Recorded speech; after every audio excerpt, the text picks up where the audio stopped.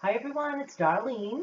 I am going to show you a craft that I've been doing for a very long time, and that is making paper beads. Doesn't sound like much, but once you get into this, you are going to be totally addicted. Alright, all you need is some white glue, any kind of glue. I water it down a little bit just so it's easier to pour out of the bottle.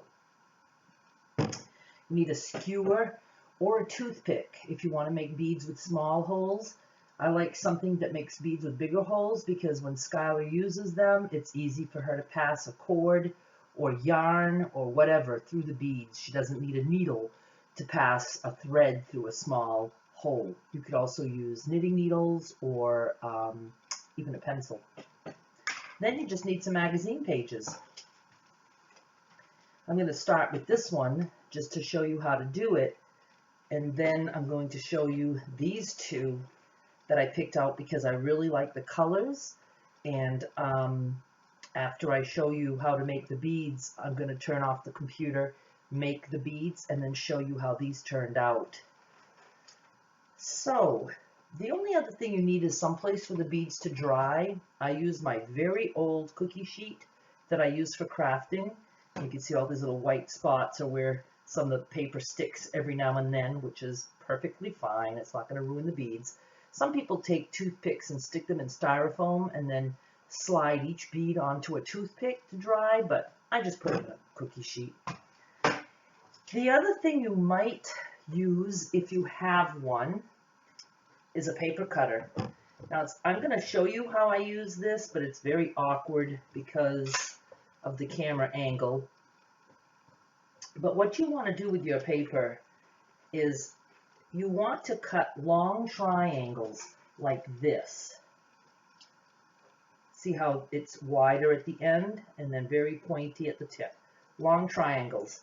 So if you're going to use a paper cutter, I just angle the paper and cut.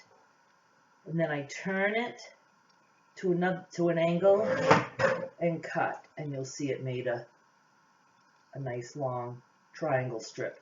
Then I turn it again and cut. And that really is the easiest way.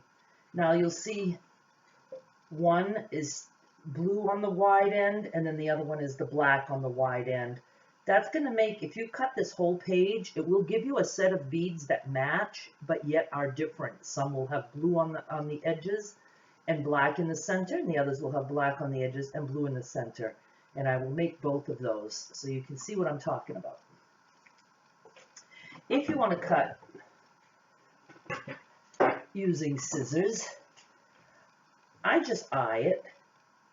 I'm just going to go to the other end and just, I try to keep them the same width so it makes a nice little set of beads. But if you're making beads for the kids to play with, you don't have to be too fussy. In fact, you can make some wide. The width of the bead is determined by how wide you make the triangle. So like if you were to cut one like this, that's going to make a wide bead. So let me show you how to make them. You take the strip of paper and you put the side that you want the bead, the side of the bead that you want the colors to show, you put that on the outside. So you put the bad side against the stick. Then you just turn and you start to roll. And then I just make sure I can move it good. Now most people will just roll the entire bead up and then glue just the end.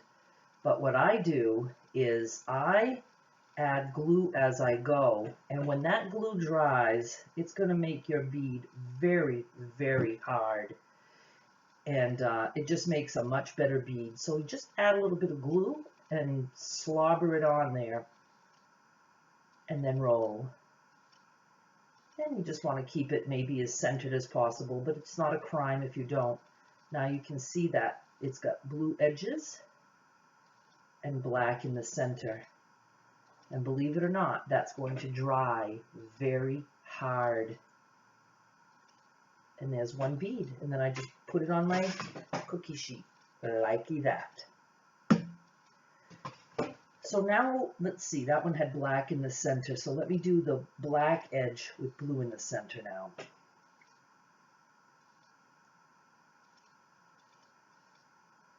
It's this end and this end that determine what the bead's going to look like. Much of the stuff in the middle is going to be hidden.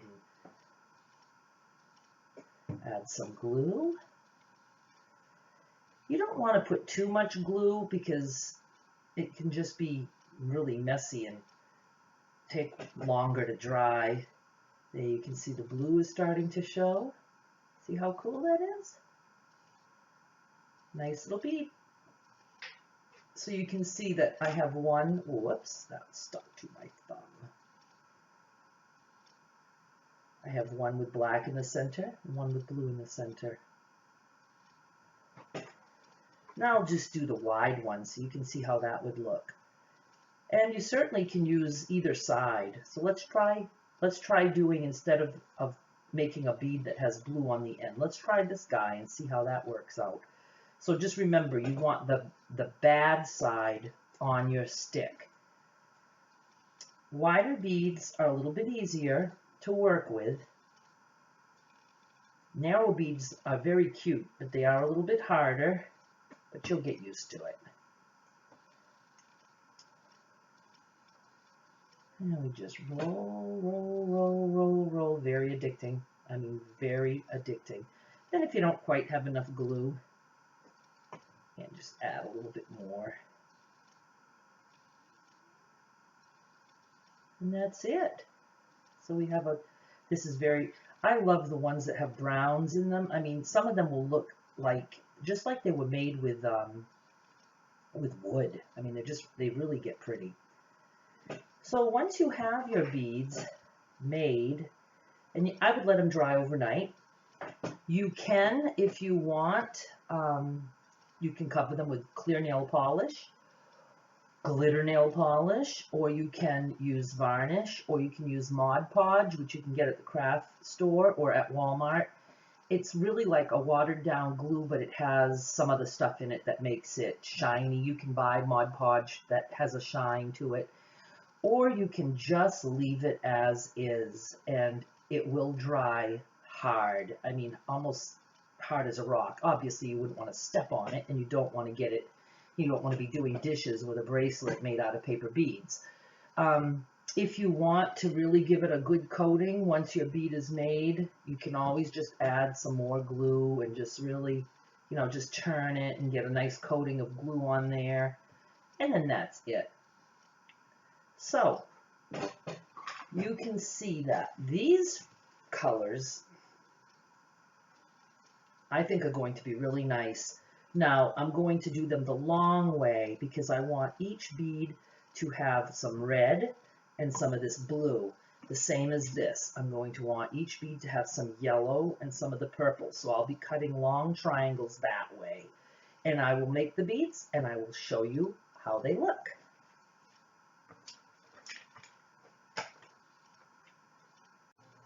I'm back with the beads. It only took me about 15 minutes to make these beads, and it really only took like just a couple hours to dry. And you can see they're hard. I'm squeezing that. You can hear kind of hard.